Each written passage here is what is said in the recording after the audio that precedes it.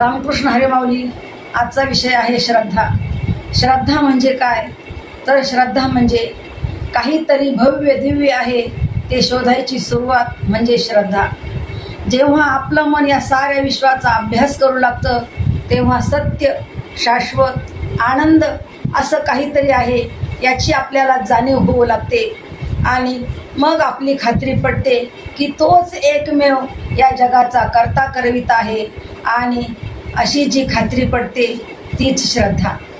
आपल्यासारख्या सामान्य माणसाला आत्मा, परमात्मा वगैरे काहीच कळत नाही, पण आपल्याला जाणवत असते ती म्हणजे श्रद्धा.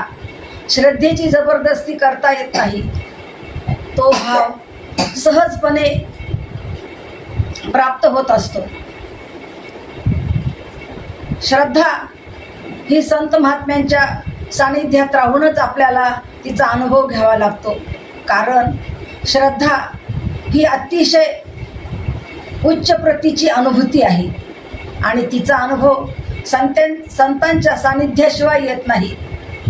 आणि तिचा अनुभव जर आपल्याला घ्यायचा असेल तर त्यासाठी आपल्याला श्रद्धेची फार गरज आहे.